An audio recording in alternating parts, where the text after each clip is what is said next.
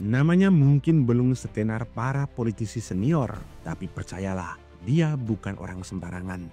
Simon adalah orang terdekat Presiden Prabowo Subianto, bahkan disebut-sebut sebagai keponakan kandungnya. Sejak lama, Prabowo mempercayakan urusan keuangan partai kepadanya. Simon adalah bendahara. Dialah yang mengolah arus keluar masuk uang Pak Prabowo dengan loyalitas dan ketelitian. Dan kini tanggung jawabnya jauh lebih besar. Sekarang ini Menteri BUMN Erick Thohir telah menunjukkan Simon sebagai Direktur Utama Perusahaan Minyak dan Gas Negara atau PT Pertamina Persero.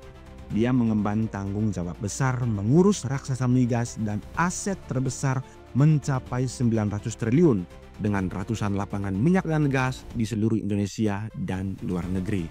Ini tentu bukan pekerjaan ringan, tapi pekerjaan maha berat. Lebih dari itu, di tangan dialah janji Prabowo untuk tidak impor minyak lagi sedang diuji.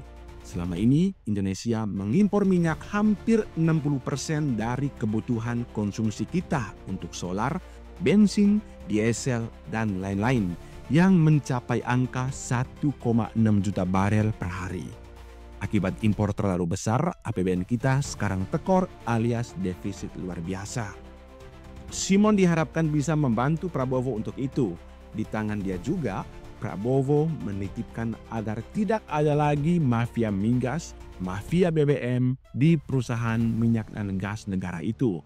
Banyak kabar berseliweran bahwa Pertamina dari dulu merupakan sarangnya mafia. Politisi hitam dan pebisnis hitam banyak bersarang di sana. Menariknya, karir Simon ini terbilang cepat di Pertamina ketika Prabowo terpilih sebagai presiden.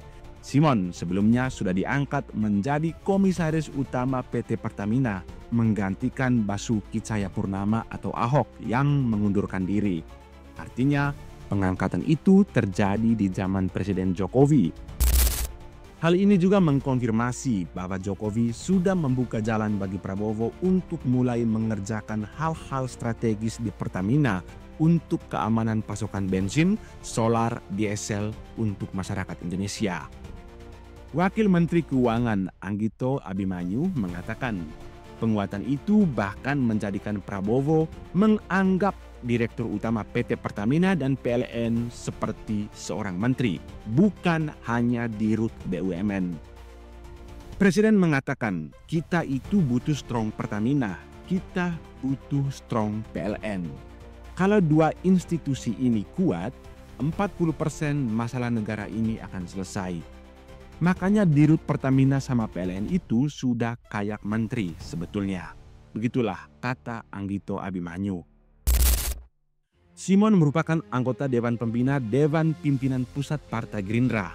Sebelum diangkat menjadi komisaris Pertamina, Simon nyaris maju menjadi Bupati Kabupaten Tomohon, Sulawesi Utara, tempat dia lahir. Ternyata jalan hidup mengatakan lain. Jika saja dia maju bupati, belum tentu Simon mendapat posisi sangat penting di Pertamina, salah satu perusahaan yang sangat penting strategis untuk hajat hidup rakyat Indonesia. Simon dikenal sebagai orang dekat Presiden Prabowo Subianto dan memiliki peran signifikan dalam Pilpres 2024 lalu. Pria asal Kamasi, Tomohon, Sulawesi Utara ini menjabat sebagai Wakil Bendahara TKN bersama Pandu Patria Syarir dan 15 orang lainnya di bawah kepemimpinan Thomas A. Mulyatnya Jiwandono. Selain sebagai Wakil Bendahara TKN, ia juga aktif mengkampanyekan berbagai program Prabowo Gibran di Sulawesi Utara bersama istrinya Priscilia Waworontu. Menurut informasi yang terdapat di profil LinkedIn-nya, ia pernah menjabat sebagai asisten pribadi CEO PT Nusantara Energi. Perusahaan ini diketahui dimiliki oleh Prabowo dan memiliki 27 anak perusahaan yang beroperasi di sektor tambang batubara, kelapa sawit, serta perkebunan. Nama Simon juga tercantum sebagai salah satu petinggi di PT Agro Industri Nasional atau Agrinas. PT Agrinas merupakan perusahaan yang menjalankan proyek food estate di Kalimantan Tengah. PT Agrinas ini juga beroperasi di bawah naungan Yayasan Pengembangan Potensi Sumber Daya Pertahanan yang juga mengelola PT Teknologi Militer Indonesia. Prabowo diketahui banyak menempatkan kader Partai Gerindra termasuk Simon untuk mengisi posisi strategis di PT Agrinas. Simon lahir di Tomohon, Sulawesi Utara. Dia menikah dengan Priscilia Esther Waworontu, anggota Dewan Pembina DPP Partai Gerindra. Mereka dikaruniai anak bernama Sebastian Esra Mantiri. Simon dan istrinya sama-sama menempuh pendidikan di SMA Taruna Nusantara. Berdasarkan unggahan SMA Taruna Nusantara, Simon adalah alumni sekolah tersebut angkatan ke-6. Setelah lulus SMA, Simon melanjutkan kuliah ke Institut Teknologi Bandung, jurusan Teknik Kelautan. Ia lulus dari ITB dan meraih gelar sarjana pada tahun 2003. Setelah lulus dari ITB pada tahun 2003, Simon bekerja sebagai engineer di dunia upstream oil dan gas pada Blok Southeast Sumatera Cina National Offshore Oil Corporation. Ia juga menyelesaikan pendidikan profesi keinsinyuran dan postgraduate dengan gelar Master of Business Administration atau MBA. Selain itu, Simon pernah mengikuti pendidikan Short Course Executive Education, salah satunya di Tsinghua University, China. Presiden Prabowo membutuhkan orang seperti Simon, orang yang loyal, orang yang paham energi, orang yang bisa menjaga harta strategis negara. Tapi pertanyaannya, mampukah Simon menjalankan tugas berat ini? Sanggupkah dia mewujudkan mimpi Prabowo untuk menjadikan Indonesia kuat secara energi? Ya, kita lihat apakah Simon akan berhasil atau tumbang di tengah jalan. Jangan lupa like, komen, subscribe untuk update terbaru seputar kebijakan strategis pemerintahan Prabowo. Ya, saya katakan sudah 100 hari, Mbok sadar, Mbok bersihkan diri. Iya kan? Hai koruptor-koruptor yang kau curi ya Mbok kembaliin. Untuk rakyat.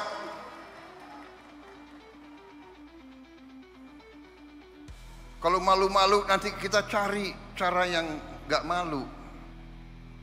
Tapi Mbok ya kembaliin.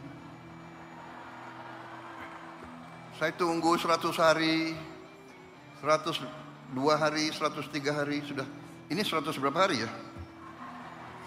Apa boleh buat? Ya terpaksa lah. Jaksa Agung, Kapolri, BPKP, KPK,